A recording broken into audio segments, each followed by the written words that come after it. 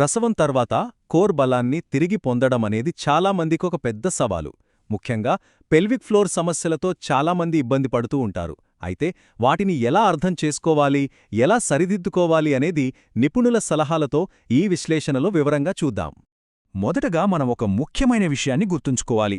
ప్రసవం తర్వాత వచ్చే కొన్ని ఇబ్బందులు అంటే దగ్గినా తుమ్మినా యూరిన్ లీక్ అవ్వడం వంటివి జీవితాంతం భరించాల్సిన శిక్ష అస్సలు కాదు. అవి సరిగ్గా చికిత్స తీసుకుంటే పూర్తిగా నయమయ్యే శారీరక గాయాలు మాత్రమే. సరే, అసలు సమస్య ఎందుకు మొదలవుతోంది? దీని మూలమెక్కడుంది? అదే పెల్విక్ ఫ్లోర్.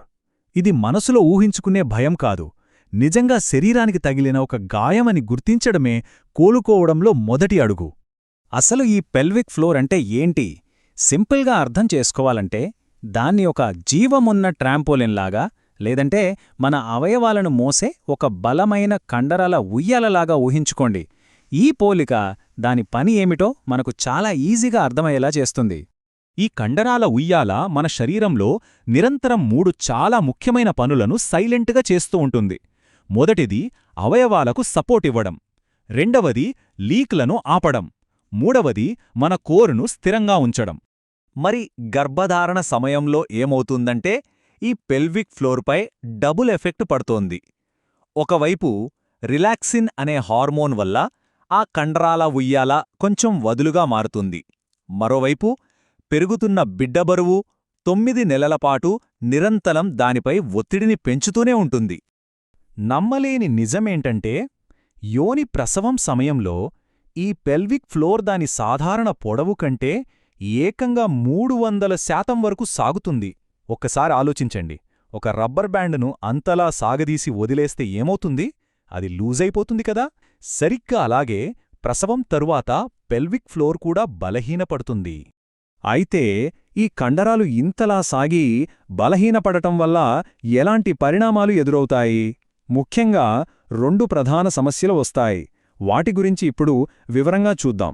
వాటినే మనము స్ట్రెస్ యూరినరీ ఇన్కాంటినెన్స్ మరియు పెల్విక్ ఆర్గన్ ప్రొలాప్స్ అంటాం. సింపుల్గా చెప్పాలంటే ఆ బలహీనపడిన ఉయ్యాల దగ్గినప్పుడు లేదా తుమ్మినప్పుడు వచ్చే ఆకస్మిక ఒత్తిడిని తట్టుకోలేక మూత్రాన్ని ఆపలేకపోవడమే స్ట్రెస్ యూరినరీ ఇన్కాంటినెన్స్.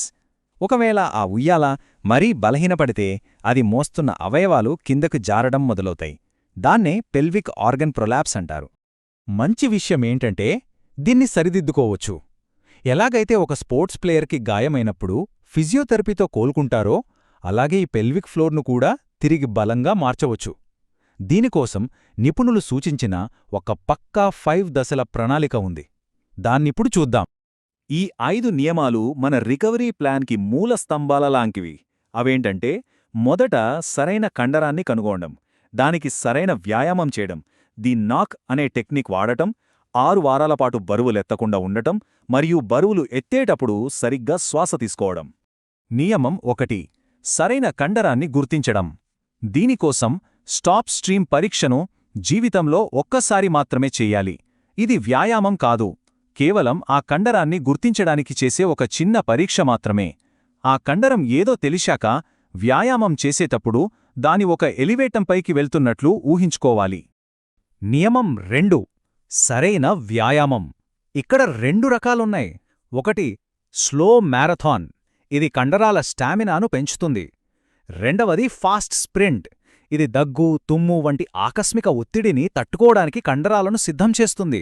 గుర్తుంచుకోండి, వ్యాయామం తర్వాత విశ్రాంతి ఇవ్వడం కూడా అంతే ముఖ్యం. ఈ 2 వ్యాయామాలను కలిపి రోజుకు 3 సార్లు తప్పకుండా చెయ్యాలి. రోజూ గుర్తుపెట్టుకోవడం కష్టమనుకుంటే పాలు కాగమెట్టేటప్పుడు లేదా టీవీ చూసేటప్పుడు ఇలా ఏదైనా ఒక రోజువారీ పనితో దీన్ని ముడిపెడితే ఒక అలవాటుగా మారిపోతుంది. నియమం 3: ద నాక్. ఇదొక అద్భుతమైన టెక్నిక్. దగ్గు లేదా తుమ్ము రాబోతుందని అనిపించిన వెంటనే 1 సెకను ముందు ఆ పెల్విక్ ఫ్లోర్ కండరాలను గట్టిగా బిగపట్టాలి. ఇది ఒక బయోలాజికల్ షాక్ అబ్జార్బర్ లాగా పనిచేసి ఆ కండరాలను కాపాడుతుంది. నియమం 4: ఇది చాలా ముఖ్యం. డెలివరీ అయిన మొదటి 6 వారాల పాటు పుట్టిన బిడ్డ బరువు కంటే ఎక్కువ బరువున్న వస్తువులను అస్సలు ఎత్తకూడదు. అంటే నీళ్ల బకెట్లు, గ్యాస్ సిలిండర్, తడిబట్టలు లేదా ఇంట్లో పెద్దపిల్లలున్నా వాళ్లను ఎట్టుకోవటం వంటివి చెయ్యకూడదు. ఇది ప్రొలాప్స్ ప్రమాదాన్ని తగ్గిస్తుంది. ఇక 5వ చివరి నియమం శ్వాస. బరువు ఎత్తేటప్పుడు ఊపిరి బిగుపడితే ఏమవుతుంది? ఆ ఒత్తిడంతా కిందికెళ్ళి బలహీనంగా ఉన్న పెల్విక్ ఫ్లోర్పై పడుతుంది. దానికి బదులుగా బరువు ఎత్తేటప్పుడు శ్వాసను బయటకు వదలాలి. Blow before you go. ఇలా చేస్తే ఒత్తిడి పైకి పోతుంది, పెల్విక్ ఫ్లోర్ సురక్షితంగా ఉంటుంది. సరే, ఇప్పుడు కొన్ని సాధారణంగా నమ్మే అపోహల గురించి, వాటి వెనుకున్న నిజాల గురించి మాట్లాడుకుందాం. ఎందుకంటే కొన్ని నమ్మకాలు మనకు మేలుకన్నా కీడే ఎక్కువ చేస్తాయి. మొదటి అపోహ: సి సెక్షన్ అయితే పెల్విక్ ఫ్లోర్కి ఏమీ కాదు అని అనుకోవడం. ఇది నిజం కాదు. డెలివరీ ఎలా జరిగినా 9 నెలల పాటు కడుపులో బిడ్డను మోయడం వల్ల వచ్చే బరువు పెల్విక్ ఫ్లోర్ను బలహీనపరుస్తుంది. సో, ఈ సమస్య ఎవరికైనా రావొచ్చు. రెండవ అపోహ: ప్రసవం తర్వాత పొట్టకు గట్టిగా బట్టకట్టడం. ఇది చాలా ప్రమాదకరం. ఒక టూత్పేస్ట్ ట్యూబ్ను మధ్యలో గట్టిగా నొక్కితే పేస్ట్ ఎటు వెళ్తుంది? కిందికే కదా. అలాగే పొట్టను గట్టిగా బిగిస్తే ఆ ఒత్తిడంతా కిందికి వెళ్ళి ప్రొలాప్స్ ప్రమాదాన్ని ఇంకా పెంచుతుంది. మూడవది, నీళ్లు తక్కువ తాగితే యూరిన్ లీక్స్ తగ్గుతాయని అనుకోవడం. ఇది కూడా పొరపాటే. నిజానికి నీళ్లు తక్కువ తాగడం వల్ల యూరిన్ చిక్కగా మారి బ్లాడర్ను ఇంకా చికాకు పెడుతుంది. దీనివల్ల లీక్స్ తగ్గకపోగా ఇంకా ఎక్కువయ్యే ప్రమాదముందే. ఇప్పుడుదాకా మనం ఇంట్లో చేసుకోగల పద్ధతుల గురించి చూశాం.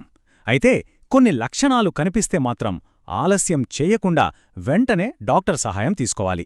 అవేంటో ఇప్పుడు చూద్దాం. ఈ లక్షణాలను చాలా సీరియస్గా తీసుకోవాలి. యోని ద్వారం నుండి గుడ్డులాంటి ఉబ్బు కనిపించినా, అవయవాలు కిందకు జారిపోతున్నట్లు బరువుగా అనిపించినా, లేదా యూరిన్ లేదా మోషన్పై కంట్రోల్ పూర్తిగా పోయినా, ఇవి కనిపిస్తే వెంటనే డాక్టర్ను కలవాలి. ఈ మాటలు చాలా ముఖ్యం. పెల్విక్ నొప్పి, ఇబ్బంది పెట్టే లీక్స్ లేదా శరీరం సహకరించడం లేదనే భయం, ఇవన్నీ మాతృత్వంలో తప్పనిసరిగా భరించాల్సిన భాగం కాదు. సరైన అవగాహన, ఓపిక, శాస్త్రీయ పద్ధతులతో వీటిని అధిగమించడం 100% సాధ్యం. ఈ విశ్లేషణను ఒక ప్రశ్నతో ముగిద్దాం. మన శరీర పునాదిని తిరిగి బలంగా నిర్మించుకునే ఈ ప్రయాణంలో మనం వేయాల్సిన మొదటి అడుగు ఏమిటి? దీని గురించి ఆలోచించండి.